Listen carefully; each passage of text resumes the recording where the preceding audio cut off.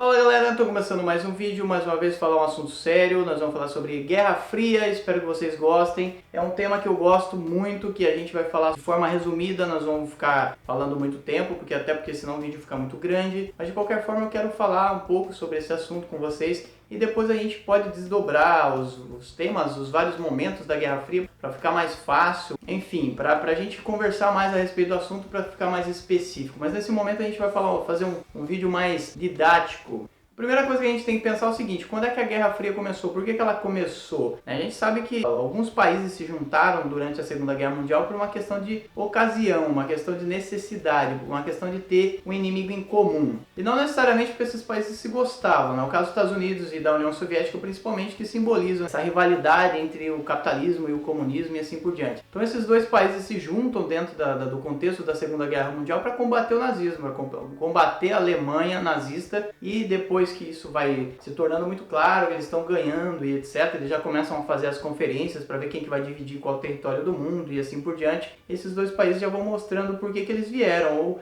o que tipo de ideologia eles querem, porque cada um vai colocando suas posições, onde eles vão ficar em cada momento depois da Segunda Guerra Mundial, quais territórios vão ser divididos entre eles, quais vão ficar com a União Soviética, quais vão ficar com os Estados Unidos, quais vão sobrar para o resto da Europa, o resto das duas potências, que era a França e a Inglaterra, e assim por diante.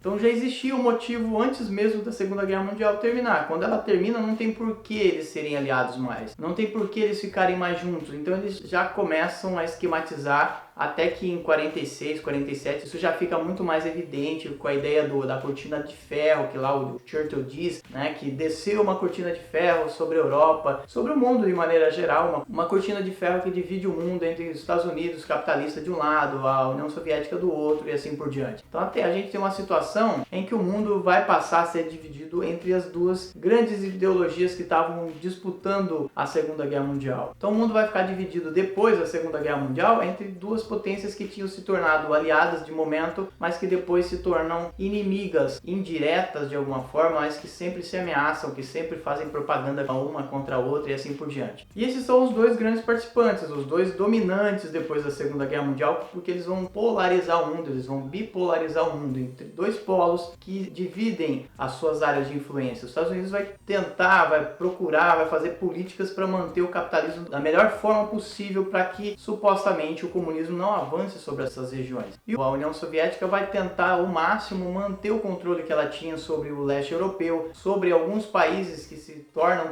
comunistas nesse processo, que aderem ao comunismo e etc. E essa divisão do mundo vai ficar muito evidente no processo de divisão da Alemanha. A Alemanha vai ser dividida entre duas partes principais, a parte capitalista e comunista, mas entre a parte capitalista tem os três países vencedores da Segunda Guerra Mundial, os Estados Unidos, a Inglaterra e a França. Só que os Estados Unidos, evidentemente, a superpotência depois da Segunda Guerra Mundial, o país dominante, é o país que vai passar a controlar a Alemanha Ocidental, a chamada Alemanha Ocidental, efetivamente. No caso da Alemanha Oriental, controlada pela União Soviética. Então a gente vai ter esses dois países controlando essas duas zonas, esses dois novos países que vão se formando com a divisão da Alemanha, e dentro do território da Alemanha Oriental, controlada pela União Soviética, a gente vai ter a cidade de Berlim, que vai virar um símbolo desse momento, justamente porque dentro de Berlim havia uma divisão entre os quatro países de novo, uma divisão basicamente entre o capitalismo e o comunismo, e do lado comunista vai existir um desconforto muito grande, porque Berlim fica dentro do território da chamada Alemanha Oriental, da Alemanha comunista, só que lá dentro tem uma parte da cidade de Berlim que é capitalista. Isso vai criar um desconforto muito grande, vai gerar uma migração por parte da população da Alemanha Oriental para a Alemanha Ocidental, com a colaboração dos Estados Unidos, e a partir daí a União Soviética e a Alemanha Oriental planejam a construção do Muro de Berlim. Esse vai virar o símbolo da Guerra Fria justamente porque divide esses dois mundos numa cidade simbólica, a principal cidade da antiga Alemanha nazista, e ali eles vão construir um muro circundando a Berlim Ocidental, dividindo a Berlim Ocidental do resto da Berlim e da Alemanha Oriental, para que a população não mais passasse de um lado para o outro. Evidentemente que isso gera crítica, evidentemente que isso gera desconforto, evidentemente que isso gera uma série de questões envolvendo a necessidade disso mesmo, ou críticas por que foi feito esse muro para separar famílias separadas por muitos anos e que só vão voltar a se ver algumas dessas famílias no final da década de 80, quando o muro cair, em 1989. E além das duas grandes potências e as suas áreas de influência, países que se juntaram a eles de alguma forma, a gente tem também países que não se alinharam com nenhum dos dois lados. Países que ficaram ou neutros de forma praticamente completa ou que negociavam com um ou outro das duas grandes potências em momentos que eram oportunos ou que interessavam e assim por diante. É o caso, por exemplo, da Índia, é o caso da China, é o caso do Brasil, por exemplo, é o caso dos países da América Latina que se mantiveram mais ou menos neutros e que também vão sofrer as consequências dessa neutralidade de alguma forma. Esses países são bem diferentes,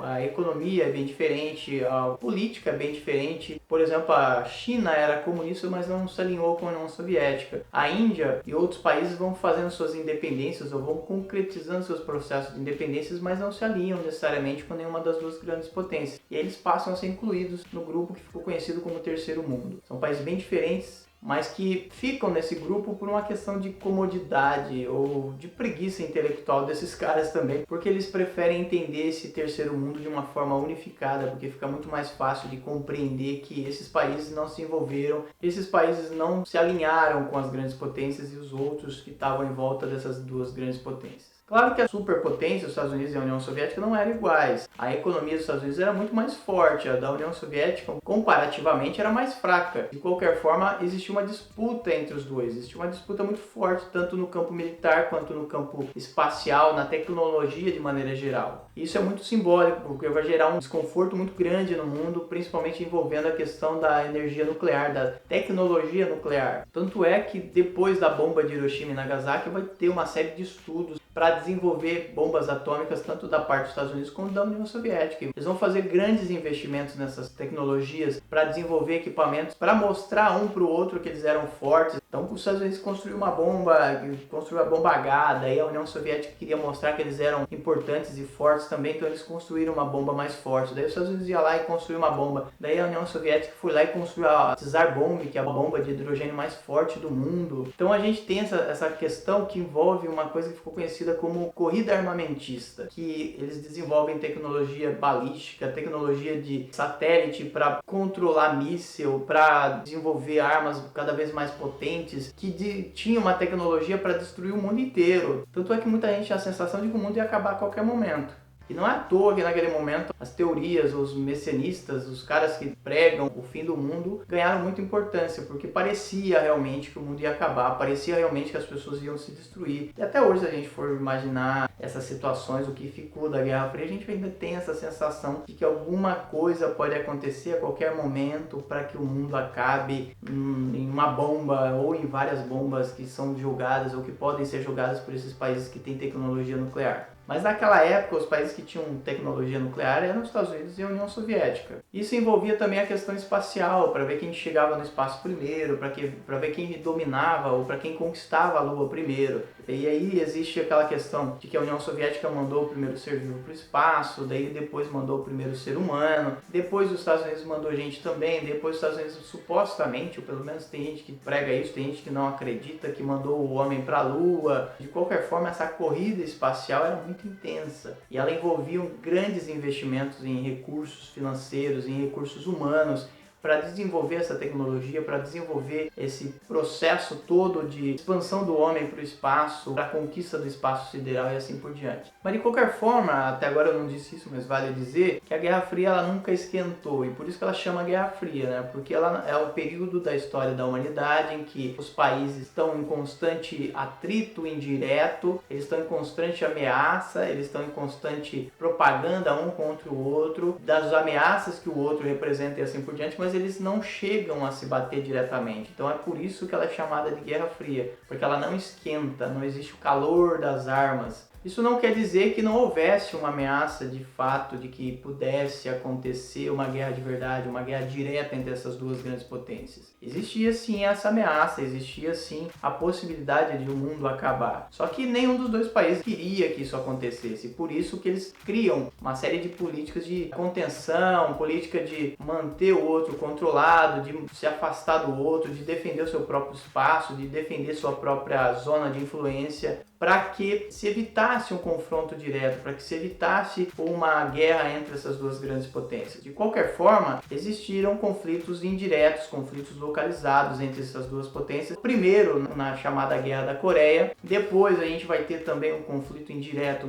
na Guerra do Vietnã, a gente vai ter também conflitos indiretos no chamado Oriente Médio, e nesse contexto todo a gente vai ter os Estados Unidos mandando armas, os Estados Unidos mandando soldados, os Estados Unidos mandando equipamento, a União Soviética mandando armas, mandando soldados, mandando equipamento e assim por diante. Então, nesse contexto, esses países participam indiretamente, se batem indiretamente, mas eles não formulam uma guerra entre eles, até porque se eles fizessem isso, o mundo acabaria efetivamente. Porque com a tecnologia militar nuclear que eles tinham, eles soltando uma meia dúzia de bomba cada um, o mundo já acabaria com toda certeza, tanto pelo efeito direto dessas bombas, dos mísseis, enfim, de todo tipo de armamento que eles já tinham inventado e continuavam inventando, e também pela questão do efeito indireto, da radioatividade principalmente. E aí a gente tem que lembrar de Chernobyl. Teve um acidente em Chernobyl nos anos 80 que acabou afetando o mundo inteiro, que chegou aos lugares mais distantes, que matou gente diretamente, algumas poucas pessoas segundo a União Soviética na época, mas que indiretamente afetou várias vidas, a vida natural, os animais, as pessoas que moravam ali perto, que foram de alguma forma atingidos pela radioatividade. Um espaço enorme que foi isolado e que até hoje muita gente não vai, a não ser para pesquisar, ou áreas que realmente não pode entrar porque até hoje tem um forte índice de radioatividade. Então, só pela questão de Chernobyl a gente já tem uma ideia do que poderia ser causado no mundo se um conflito entre essas duas grandes potências tivesse acontecido de fato. Se tivesse acontecido uma chamada Terceira Guerra Mundial. Mas essa Terceira Guerra Mundial não aconteceu porque, como eu disse, os dois países se mantinham controlados e tentavam da melhor forma possível achar soluções para que eles não se batessem diretamente. E aí o capitalismo se mantinha, os Estados Unidos financiava e procurava controlar as suas zonas de influência, e quando se sentia ameaçado ele criava coisas como ditaduras militares na América Latina. A gente tem isso muito presente na Argentina, no Brasil, no Chile, no Uruguai, em todos os países que representavam alguma coisa importante na América Latina. Os Estados Unidos foi lá e financiou, os Estados Unidos pagou pesquisa, os Estados Unidos pagou em equipamentos, os Estados Unidos apoiou esses golpes militares que acabaram desembocando em ditaduras que duraram décadas. No caso do Brasil, a ditadura militar só terminou em 1985. No caso da União Soviética, a União Soviética apoia o controle, a União Soviética controla os dissidentes, a União Soviética prende os dissidentes, a União Soviética mantém o controle sobre o leste europeu, sobre os países que faziam parte dela própria, da União Soviética, e também sobre os países que eram considerados satélites, os países áreas de influência. No caso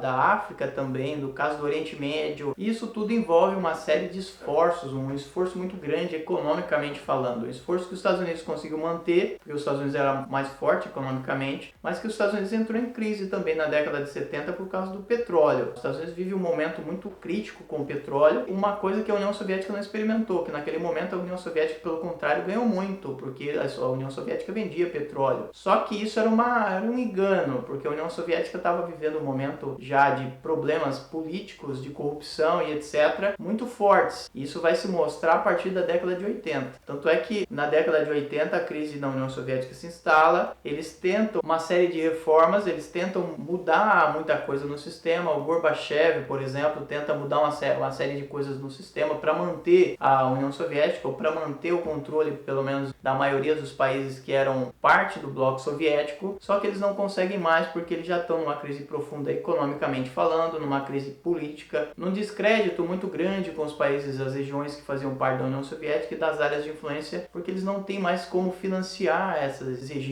comunistas. Eles não têm mais como financiar esses países. E eles passam a cada vez mais se retirar economicamente dessas regiões e deixar que os movimentos separatistas cresçam. Isso é um processo que vai envolvendo uma crise constante e vai levar depois ao desfacelamento da União Soviética a partir de 90, 91, com os vários países soltando, com as regiões de influência se separando da União Soviética ou desmanchando a União Soviética. Ela desaparece em 1991 efetivamente, efetivamente, deixando um rastro, deixando várias áreas em situação extremamente crítica e assim por diante, enquanto os Estados Unidos continua vivo e pregando que a partir de 90, 91 eles tinham ganhado a Guerra Fria. Na verdade, a partir de 89, quando a gente tem a queda do Muro de Berlim, que simboliza o fim da Guerra Fria, mas que não simboliza o fim da União Soviética ainda. Então a gente tem esse processo. A partir de 89 a gente tem a queda do Muro de Berlim, processo de reunificação da Alemanha e, consequentemente, nesse mesmo momento, o desfacelamento da União Soviética e o fim da Guerra Fria. E aí, a partir daí, os Estados Unidos dizem: nós ganhamos a Guerra Fria, nós temos uma nova ordem mundial. Uma nova ordem que não necessariamente acabou com alguns desses países, porque a Rússia, apesar de viver uma crise econômica muito forte, com o passar dos anos 90 ela vai se recuperando. E hoje a gente sabe que a Rússia é um país forte, uma potência que tem importância no mundo, militar principalmente. E de qualquer forma fica também a questão: o que sobrou da Guerra Fria? A Guerra Fria realmente acabou? A gente tem um monte de coisas mal resolvidas, a gente tem um monte de coisas que se desdobraram do processo de transição desses ex-países socialistas para países capitalistas. A gente tem as questões do Oriente Médio que não são resolvidas até hoje. Então a gente tem muita coisa que pode ser discutida em outros vídeos, a gente tem muita coisa que pode ser pensada em outros vídeos. Então, se você gostou desse vídeo, comenta, compartilha, fala para os seus amigos. A gente se vê no próximo vídeo. Tchau!